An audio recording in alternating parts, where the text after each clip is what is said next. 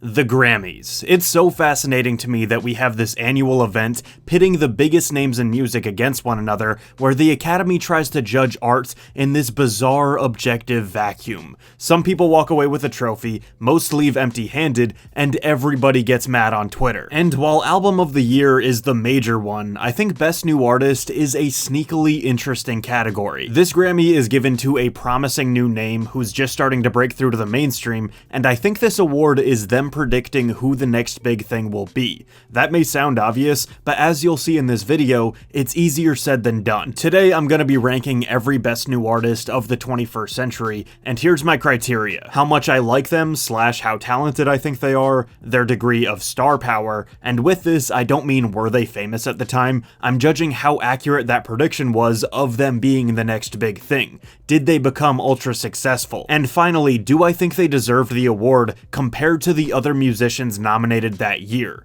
With this part, it's a little bit of the previous two bullet points combined. Do I like the winner more than the other nominees? And with me trying to remove my own bias, are they more iconic than the other nominees? In dead last, we have Macklemore and Ryan Lewis. Now listen, haven't they been ridiculed enough for their infamous Grammy wins?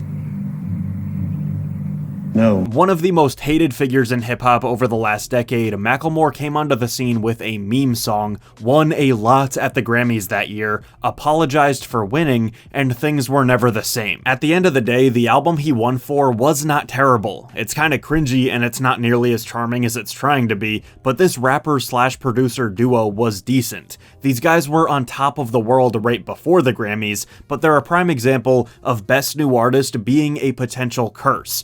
They've basically done nothing since. But the main story here, and the reasoning for all the backlash, is who they beat in their category. The other nominees that night were the critically acclaimed James Blake, international superstar Ed Sheeran, the critically and commercially successful Casey Musgraves, and one of the greatest musicians to ever live. I really hate Meghan Trainor. I think she's one of the least talented radio musicians of my lifetime, and her songs genuinely make the world a worse place. She uses stale chord progressions, her voice is nothing to write home about, and I could make an entire video on how bad her hit singles are. All About That Bass and Dear Future Husband have terrible messages, Lips Are Moving and No are both remarkably annoying, but with all this being said, she does have popular songs. I would have preferred a Courtney Barnett win over her, but these nominees were kinda weak, and yes, she does sell records, I guess. You wanna hear a name that you probably haven't thought about since 2011?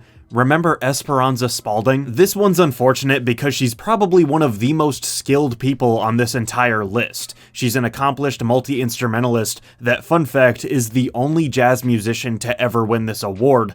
But let's be real here. In the grand scheme of things, and especially to the other people in her category, she's irrelevant. I have friends that are jazz musicians, and I haven't heard anyone in my life or online say her name since she won this award a decade ago. Fellow nominees included Florence and the Machine and Mumford Sons, who were huge at the time, but, Justin Bieber or Drake probably would have made more sense too. Alicia Cara winning a few years back is a pick that's just more confusing than anything. I feel like she was more so known for her features than her actual music, and I don't exactly follow the Academy's train of thought with giving her this. She's fine, I don't really feel one way or another about her, but Uzi or SZA were the more unique, substantial artists. Shelby Lynne is another example of someone who may have been affected by that Best New Artist curse. Her fan base is pretty niche, and I'm just gonna skip past this one because I don't have anything to say about her or the other nominees either. The band Fun, made famous by Jack Antonoff and Nate Ruess,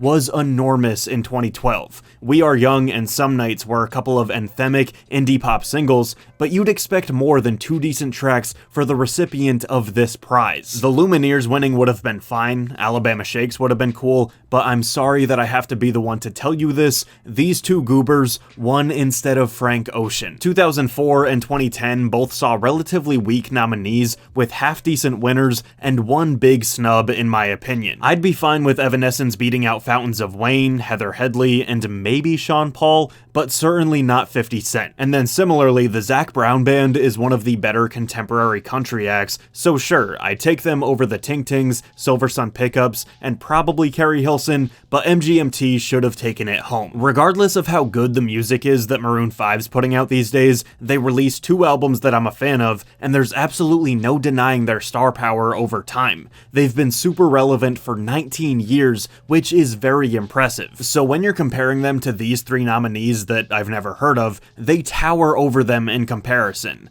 But there's a certain someone who was also in that category that puts a big question mark on their win. Sam Smith exploded onto the scene in a massive way, but I feel like they've kind of fallen off as the years have gone by. I like but don't quite love their music, but 2015's nominees weren't too special, so sure, either Sam or Haim would have been fine with me. Norah Jones is great. Come Away With Me feels like a classic album of the 2000s in my eyes, but she has a hefty discography full of quality music besides that too. She's a fantastic live performer, and while she isn't the biggest celebrity, I'm happy with her as a Best New Artist recipient. Ashanti and Avril Lavigne would have been worthy as well, and John Mayer not winning hurts me a little bit, but whatever. I was a Chance the Rapper super fan when Acid Rap dropped, Coloring Book was good, and then tragedy struck. While he's not in the best place right now, he's still a huge figure in the music world with plenty of time for a course correction. Anderson .Paak would have been the higher quality choice, but it's nothing egregious. Christina Aguilera was a force in the late 90s and early 2000s. She's got more than a few iconic tracks under her belt, and she's the quote-unquote voice of a generation. But does that title beat out Britney Spears, the princess of pop?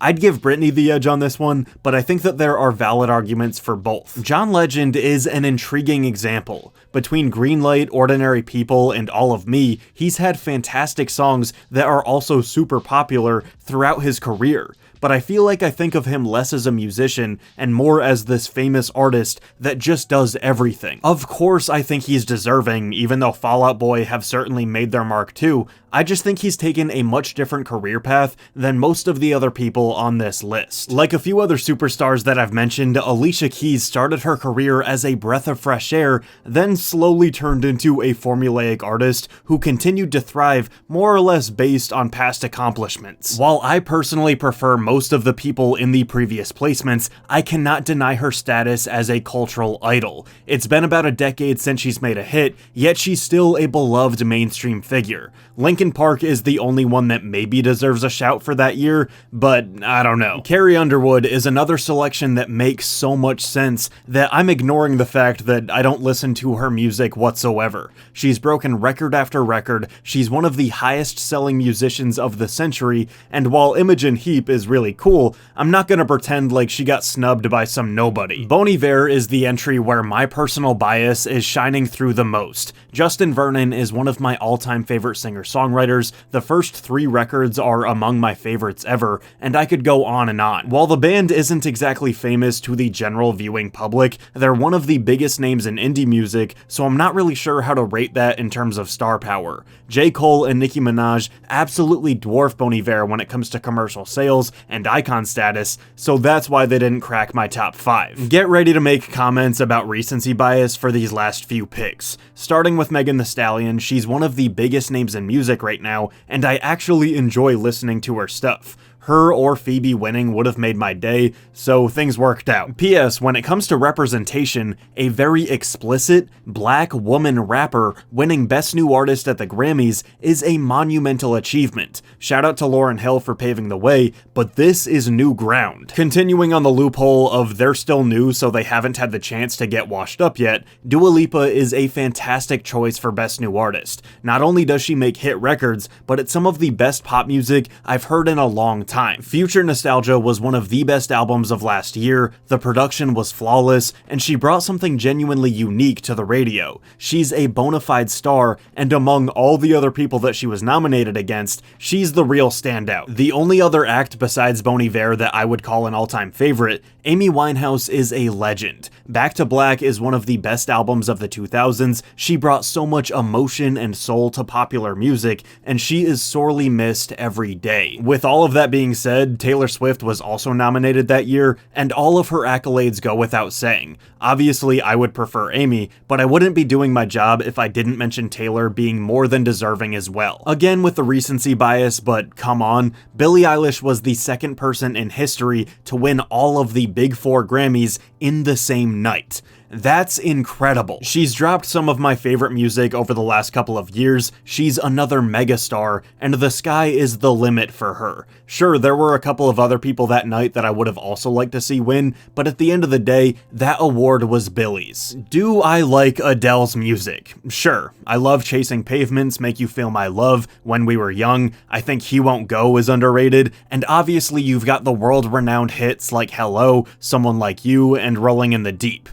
However, I think she's less interesting than most of the people in my top 10. But regardless of that, she's number 1 for a reason. She's one of the highest selling musicians ever, 15 Grammys under her belt, she's done record-breaking tours, she's one of Time's most influential people in the world, she's on Rolling Stone's greatest albums of all time, and look at her competition. Jasmine Sullivan, Lady Antebellum, the Jonas Brothers, and Duffy. This is quite possibly the most clear-cut winner in the history of the Grammys. I went through the whole list, and the Beatles also went up against some nobodies, but good God, at least when it comes to the 21st century, I don't think that there was a more uneven matchup. So that's my list. I'm sure you're gonna let me know whether or not you agree with it in the comments down below. Feel free to leave any other Grammy-related topics that you'd want to see, and thanks for watching. Hey, thank you for watching that video. If you want to support the channel, feel free to like, comment, and subscribe. You can follow me on social media at RenshawHS. You can buy my merch, support my Patreon, and thank you again. I'll see you soon.